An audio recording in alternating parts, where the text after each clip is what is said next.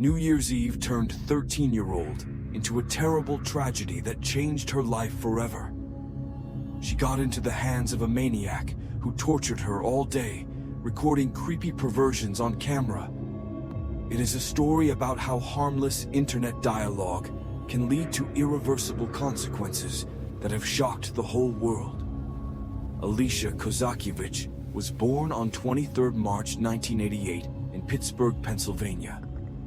In her life, there was everything you could dream of: a loving parent, a caring older brother, and a future full of hope.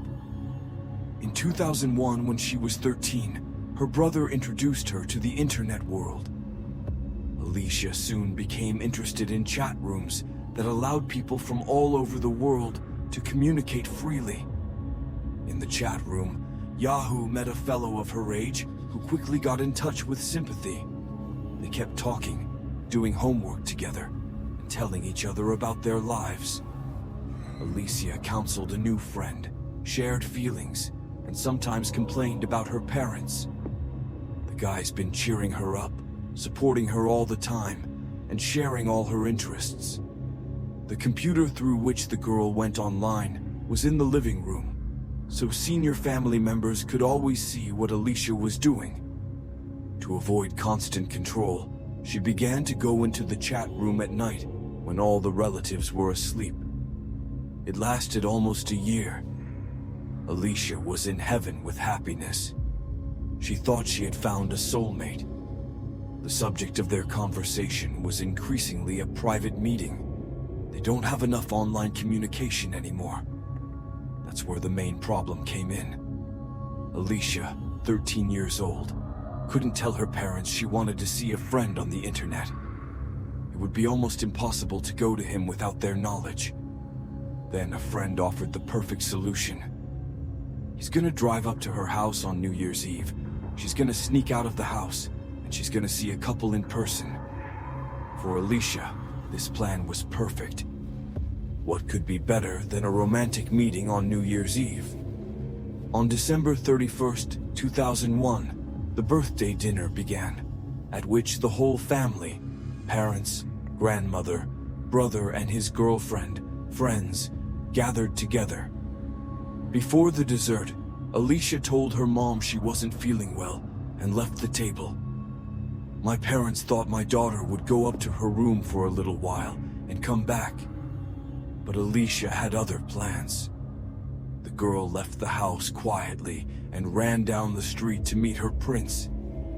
At that point, she wondered why he wanted to meet on New Year's Eve. I'm sure Alicia thought to make a nice gift. She was running and imagining how their first date would go. Very soon, a romantic attitude changed to a light alarm. The girl stood in the middle of a dark street, and there was no soul around. At that point, she realized how dangerous and reckless it was to leave her home. Alicia decided to go back, turned around. But suddenly, I heard my name. Then the girl decided that running away now would be stupid, and she went to meet fate. It went on like a fog. The girl ended up in the car. Some man took her in an unknown direction. Fear filled the mind. Terrible, killing, eating fear from the inside. Alice seemed to think that what was happening was just a movie, but certainly not her life. 5 hours later, she saw his face. It was a grown man who wasn't described as the same guy she was chatting with. What happened wasn't in my head. It didn't seem like it was gonna get any worse. Suddenly, he grabbed her hands, pulled her out of the car, threw her in the basement, and chained her up. He looked her in the eyes, smiled angrily, and said, "You're gonna be really sick now, so you can cry." The next 4 days turned a girl into a real hell.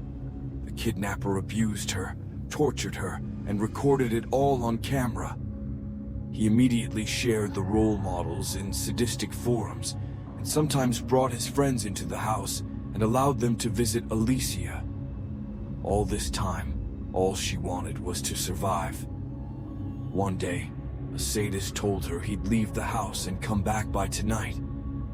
He added that he was starting to fall in love with the girl, and Alicia realized he's gonna kill her tonight. Meanwhile, the FBI made a huge effort to find Alicia. At one point, an anonymous man from Florida approached them, watching a video of bullying a girl on the internet. He was afraid that he might be imprisoned as an accomplice, so he decided to help the law enforcement agencies locate the victim. To that end, he gave them the login under which the rapist published the videos. The FBI quickly set up an IP address, followed by the location of the house in Herndon, Virginia. A SWAT unit headed immediately to the scene. When Alicia heard the noise and the screams, she was terrified. She thought the kidnapper had someone kill her. But a few seconds later, the door opened, and the girl saw the rescue sign FBI on their clothes. The next few days, the poor girl was in shock and could hardly speak. She was first taken to the hospital, later to the police station. Alicia noticed a dollhouse in the room where she was placed for examination. Suddenly, she realized that children far younger than her were also victims of violence. Before the meeting with Alicia's parents, Alicia was confused. The girl thought she had done something bad, and the family no longer loved her. Of course, she was wrong. Reunion with mom and dad was one of the happiest things in her life. The kidnapper was arrested half an hour after saving the girl at his workplace. They turned out to be 38-year-old Scott William Tyree. He was born in 1963, received a school degree, and lived a normal life. Tyree was married twice, both ended in divorce. The first wife described him as a classic programmer who was interested in science fiction and games. He never had a problem with the law before his arrest. But there's one detail in his biography that's really shocking. Tyree had a daughter from her second marriage just a year younger than Alicia. She lived with him during the winter vacation and left home on the very day his father went after his victim. After Alice's rescue, there was another major trial. The trial. Despite the fact that the investigator had all the evidence in his hands, the girl was forced to relive the horror. She had to look at the videos that bullied her and confirm it was really her. This was an extremely reckless demand on the part of the court to put the girl's mental health to such a test. But she said yes. In September 2003, the court handed down a verdict. Tyree was sentenced to 19 years and 7 months in prison. In February 2019, he was released early, but was placed in a house under constant supervision.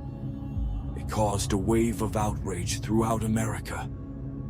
The correctional system chose his home in Pittsburgh, where Alicia lived. Simple men, and even members of Congress, demanded that the sadista be moved away from the victim. The situation was resolved on its own, albeit temporarily. In October 2019, Tyree violated the terms of his parole, for which he went to prison for another 2 years. If his sentence is not commuted again, he will be released in 2021. As far as Alicia's concerned, that dollhouse in the hospital room kept her busy. She understood the dangers to children posed by the internet, and at the age of 14, she decided to devote her life to protecting them. To some extent, it has also saved her, as the struggle for good and the goal have distracted her from a tragedy that could have broken even the most persistent. Alicia is now 32 years old, working as a lawyer and protecting people who have been injured by rapists and kidnappers. The girl also initiated her own project to help adolescents understand the dangers of social networks. Throughout the journey, the girl had problems with trust. Child trauma almost killed faith in people, care, and sincerity. But Alicia was able once again to overcome such a difficult barrier, and now she's happily married. Despite the happy ending, this story causes mixed feelings. 2 decades have passed since Alicia Kozakiewicz tragedy, but the problem of children's vulnerability on the internet has not gone away.